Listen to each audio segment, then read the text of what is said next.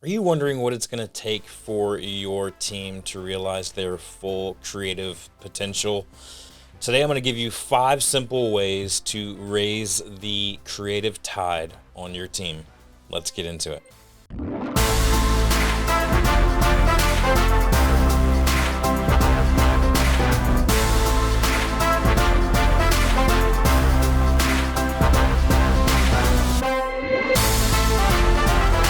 Welcome back to the podcast, everyone. My name is Dustin Peed, creative coach and consultant. I'm so glad that you're with me here today. Everything that I do is to help creatives know themselves, their process, and their teams more so that they can create greater things together. If you're listening to this on an audio podcast platform, thank you so much for listening. I would really appreciate a 5-star rating and review. It helps get this content out to more people like yourself who could really benefit from it. If you're watching on YouTube, thank you for tuning in. Would love for you to like, subscribe, ring the bell so you're notified every time I drop new content. This podcast comes out every single Thursday on all those platforms. You can also find me on Instagram, YouTube, Facebook, LinkedIn, all the places at Dustin Peed, P-E-A-D. And all my work is collectively held at dustinpeed.com, including if anything that I'm talking about in these episodes rings true with you or feels like something that you need to really lean into more, I would love to talk to you about that. You can hop on my calendar for free at dustinpeed.com. Just click on the Let's Chat button. So today we're going to talk about helping your team realize their full potential. I did a blog post about this a few weeks back, but I wanted to kind of just dive into it a little bit more conversationally through this podcast platform.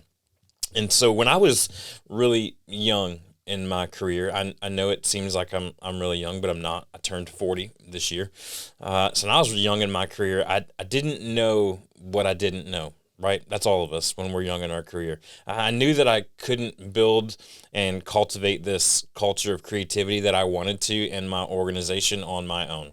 And despite being so naive that I forgot to get leadership on board with what I was doing, and I set out to build my dream of volunteers, and along the way I had to make some very difficult and often unpopular moves to shift people off the team. But I also learned not to judge a book by its cover. Some of my most dedicated and creative team members over the years have been the ones that I have least suspected to be so creative. The biggest impact on my team's potential was me speaking into all the potential that I saw in them and in the creative culture that we were trying to build. You can't be silent about it. You need to speak. You need to communicate about it constantly. And so there are 5 things I want to share with you today that you can do to raise this creative tide on your team and allow them to really experience the full potential that may be hidden deep within themselves and maybe even deep within inside you as well. But here's what you need to do as a leader of this team, or just someone who on this team who's trying to rally you to a whole new level. You need to constantly remind your team of these 5 things. 1, constantly remind them of their importance. Their importance.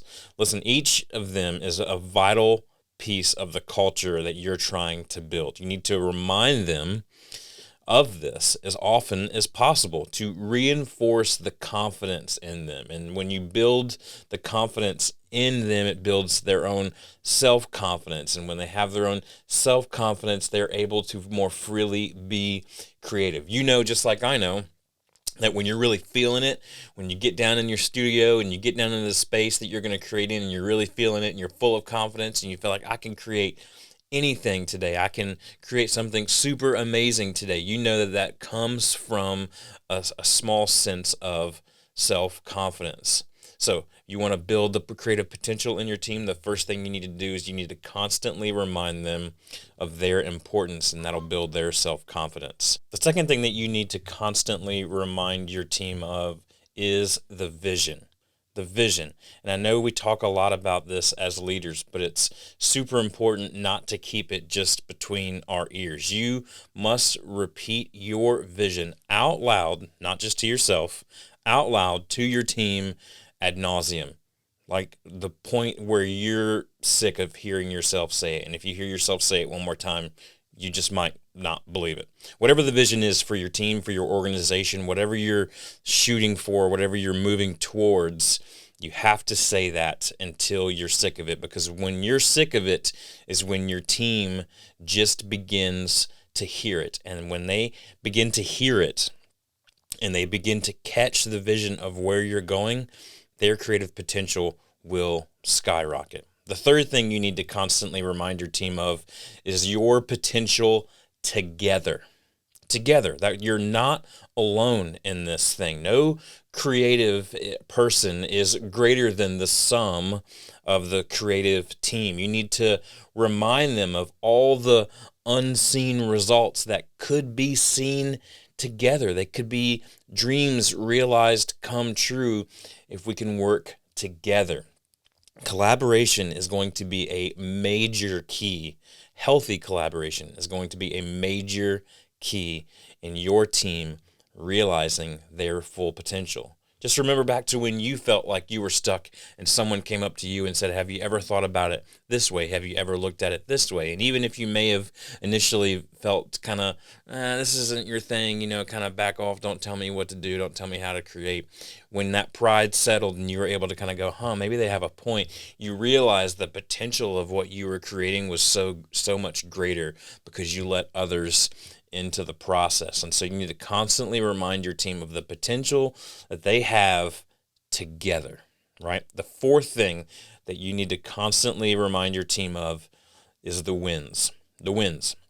If you are leading your team with project after project after project, and you're not sharing with them the wins of the projects that they've created, then eventually they're going to start to realize, well, what are we even creating this stuff for? What's the point in all this if we're not making a difference? Did the client get to meet their goals because of something that we created? Did the organization grow to new heights because of something that we created? Was there really any difference made at all because of what we created? You need to verbalize and celebrate those wins as often as possible, because you and I both know that what gets celebrated gets repeated. And that's where potential comes in. That's where new heights of potential come in, and when we can celebrate the wins on a regular basis. And look, do this authentically, okay?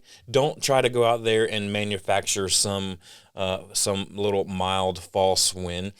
Listen carefully to the results of what your team is creating, and there will be wins, but don't manufacture it, because there's nothing that a creative person hates more than some inauthentic, false plastic celebration. They want real, genuine response to what they're building. And so if you can give them that, you're going to see their potential skyrocket. Also, when you're reminding them of these wins, again, I put the word constantly remind them of these things, because this is something that you need to be doing regularly. You need to regularly celebrate the wins. I would say at least once a week you need to share with your team about how something that they created made a difference, made someone else's life easier, made the organization better, made the client more successful, whatever it is. You need to remind them of that. The last thing that you need to constantly remind your team of is opportunities. Opportunities. Now, here's what I don't mean. I don't mean like opportunities that are out there far and beyond. Yeah, that's good to kind of strive for. What I'm really saying here is you need to remind them of how failures are just opportunities. Failures are just opportunities. You need to help them see that it's okay to fail, because you're going to collectively learn to be better next time. One of my favorite movies of all time, if you've ever heard me speak live, you've probably heard me bring this up, is a movie from Disney called Meet the Robinsons. And in this story, I won't kind of blow the cover, but there's this family of kind of entrepreneurs and inventors, and they have this young kid sitting at their dinner table who is really excited to show them about an invention that he created. Well, it massively blows up in his face. It's a huge failure, and he feels so terrible that he's failed so publicly in front of this family who is really awesome. And instead of the family going like, man, that really stinks that you failed, they celebrated it as if it was the greatest thing that ever happened, because they said from failure, I love this line in the movie, they said, from failure, we learn. From success, not so much. And so there's learning opportunities in failure. You need to constantly remind your team of the opportunities before them in the lens of failure. It's okay to fail. It means you tried to do something. Create space for your team to fail and have those learning opportunities, and you will see their potential skyrocket. So what do we do with all this?